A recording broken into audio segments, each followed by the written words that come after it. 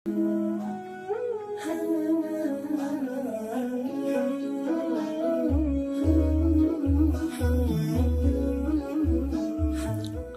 Viewers, দর্শক ও শ্রোতাবৃন্দ, আমরা মহানবী সাল্লাল্লাহু আলাইহি ওয়াসাল্লামের জীবনের প্রতিদিনের হাজারাধিক সুন্নাহর 97 নম্বর ভিডিওতে আলোচনা করছি সকাল সন্ধ্যার সুন্নত দোয়াগুলো। এর 12 নম্বর দোয়াটি হলো বিসমিল্লাহ আল্লাযী লা ইয়াদুররু মা ইসমিহি শাইউন ফিল আরদি ওয়ালা ফিস সামা ওয়া হুয়াস সামিউল আলিম। এই দোয়াটি 7 বার পড়তে হবে সকাল সন্ধ্যায়। 7 বার পড়লে কোনো ধরনের অনিষ্ট তাকে স্পর্শ করবে না। সকালে যদি 7 বার কেউ আমি ভুল বলছি, 3 বার পড়তে হবে। সকাল সন্ধ্যায় 3 বার করে পড়তে হবে। সকালে যদি দোয়াটি 3 বার কেউ পড়ে, সারাদিন তার অনিষ্ট স্পর্শ করবে না, কোনো ধরনের অকল্যাণ অমঙ্গল তাকে স্পর্শ করবে না। সকল অমঙ্গল অনিষ্ট থেকে সে দূরে থাকবে, সংরক্ষিত থাকবে। আর যদি বিকালে আসরের পর থেকে নিয়ে সন্ধ্যার মধ্যে পড়ে, তাহলে সারা বিকাল এবং সারা রাত সে আল্লাহ তাআলার সংরক্ষণে থাকবে এবং কোনো ধরনের অনিষ্ট তাকে স্পর্শ করবে না, কোনো অকল্যাণ অনিষ্ট তার হবে না, অসুখ বিসুখ কোনো কিছু হবে না। আল্লাহ তাআলা সেভ করবেন। সুবহানাল্লাহ। হাদিসটি বিশুদ্ধ হাদিস, সহিহ আবু দাউদের শেখ আলবানী হাদিসটাকে সহিহ বলেছেন। সহিহ আবু দাউদের 5088 নম্বর হাদিস এবং সহিহ ইবনে মাজার 3869 নম্বর হাদিস। এই হাদিসের বর্ণনাকারী ওসমান ইবনে আফফান রাদিয়াল্লাহু তাআলার ছেলে আবান।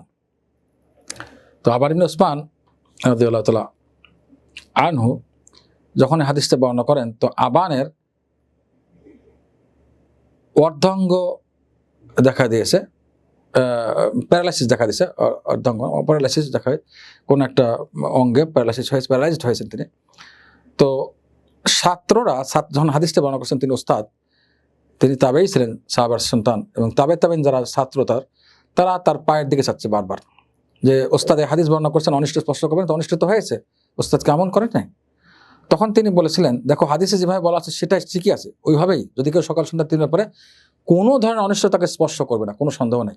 আল্লাহ রাসূল যেটা বলেছেন সহি কথা।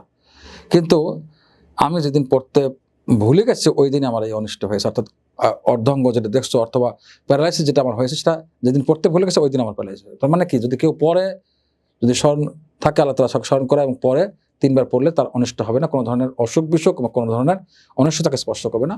মহানবী সাল্লাল্লাহু আলাইহি ওয়াসাল্লাম সত্য কথা বলেছেন, মহানবীর হাদিস সঠিক এবং কথা সত্য, তিনি সত্যবাদী এবং আল্লাহ তাআলা তাকে সত্যবাদী বলে ঘোষণা করেছেন।